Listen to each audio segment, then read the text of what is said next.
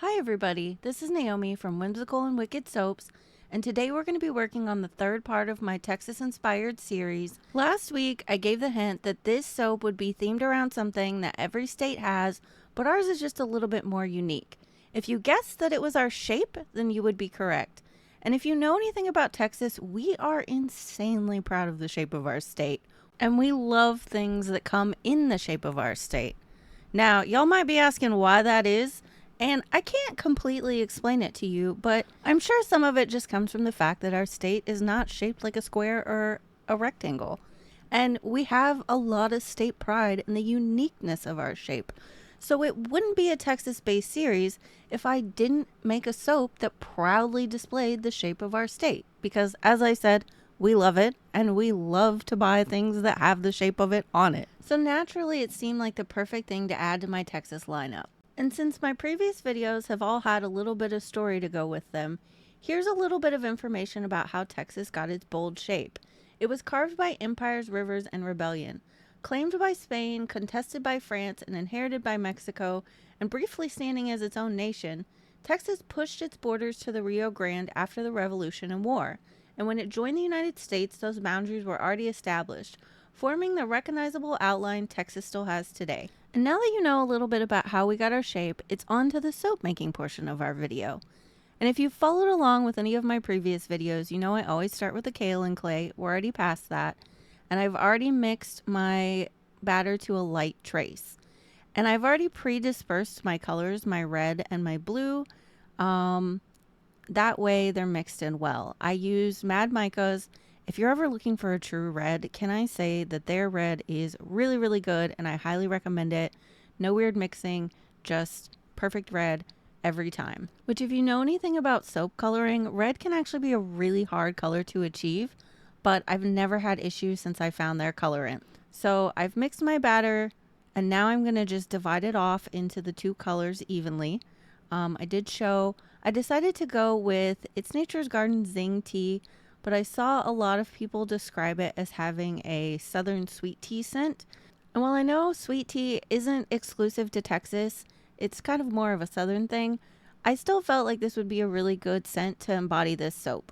Once we've got that color all mixed in, my plan for the soap was just to do kind of a simple hanger swirl because the main focus of the soap is just going to be the shape of Texas. And my thought for this was to call it the Lone Star State. We're going to put a single star on the top as well. And I'm going to be honest with you, I feel like I struggle with swirl designs. I don't know why that is. That seems like a pretty standard beginner technique, but I can never get a good swirl.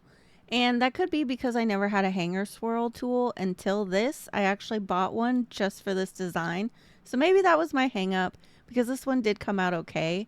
And I guess I don't even know how I was trying to do swirls before. I think I was just trying to do a one pot swirl and it never worked out for me. But this one did okay. Now, I don't know if I over blended my soap just a little bit or if the fragrance caused it to accelerate, but this was a little bit thicker than I wanted it to be.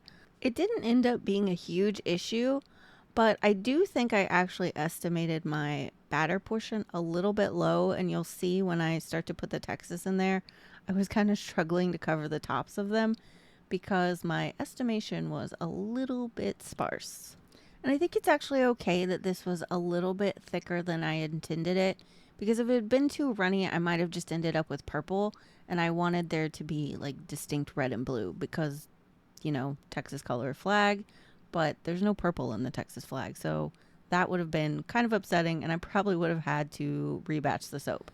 And I just use these little individual Texas molds that I found. They're about an inch thick.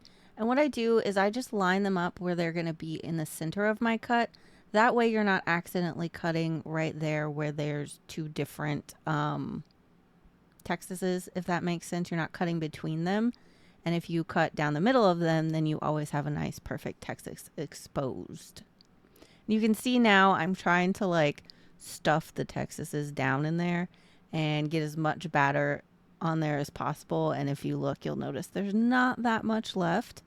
I did save a little bit of white because I wanted to swirl that on the top. And maybe if I hadn't saved that, I would have had enough. But it did end up okay. And as I'm sitting there trying to mash them down, I'm also back to being super afraid I'm going to turn it purple. But yet again, it didn't happen, even though it does look purple the way I'm kind of swirling it all together. But in the final product, it was fine. And I don't know how other soapers always make their soaps and keep everything so clean. I am the messiest soaper. And I try not to be, but it never fails that I just get soap everywhere. So I apologize if my videos are not the most aesthetically pleasing in terms of just like nice, clean, beautiful soap area, because by the time I'm done, I swear it's like on the walls, on the ceiling. Not really, but it feels like it sometimes. And I swear it also looks like I don't know what I'm doing half the time because, as you can see, this got a little chaotic. I started to panic about the fact that the top was looking purple, and I was just trying to salvage it in any way that I could. So I just put that white on there and then sprinkled some red and blue mica and swirled it just to kind of not have a purple top. And here I am just putting my little stars on. These are just a leftover portion of stars that I had used in my last week's soap, the Texas flag. Texases did come out a little cattywampus in here. Not too bad. I think the only way to have really prevented that is to maybe make my own custom like Texas column mold, which I could do. But for this, I already had the little individual Texas molds.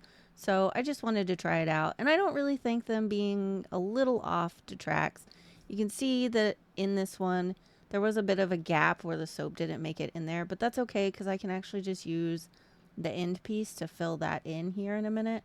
And I think I do that actually. And a couple of them had just those little gaps right there, but it wasn't anything that was too major. So I just took some of the soap off the end and used it kind of like soap dough and just filled it into those gaps. Most of the Texases actually came out pretty straight in here. There were only a few that were kind of leaning to the side. And like I said, I don't think it's that bad. I don't think anybody will notice. Some of them, they were kind of straight on the front, not so much on the back. There's one that's leaning, as you can see. But it just kind of looks like it's intentional. So I guess unless you're comparing one bar to the other, I don't think anybody's really going to notice. Other than the fact that I've now sat here and blatantly pointed it out to you. And that's pretty much it for this week's soap. Now, next week's soap is going to be inspired by a very popular Texas-based chain. It's not HEB, but they do get an honorable mention this week because without them, I wouldn't have been able to make this week's soap. I searched high and low for the perfect Texas-shaped mold, and I could not find one online anywhere that was going to be a size that would fit correctly inside of my soaps. That is until I walked into HEB, because HEB, I swear, has everything. And of course, there they were, the perfect Texas size shaped mold. And before this turns into a long rant about what HEB is and how awesome it is, I will just say it's our local grocery store, and if you know, you know. And that's not the point, because unfortunately, they didn't get a soap. And for you HEB lovers, I'm really sorry. But I didn't know what I would do. What would I do? A really good tortilla? I don't know. So next week's soap, and it's going to be the last one in our Texas series, is based on a Texas chain, but it's based on a fast food chain that originated in Texas. Can you guess what burger joint inspired next week's design? If you think you know, don't forget to drop your guess in the comments. As always, thanks for watching, and don't forget to like and follow if you want to see what we're working on next week and to see if your guess was correct.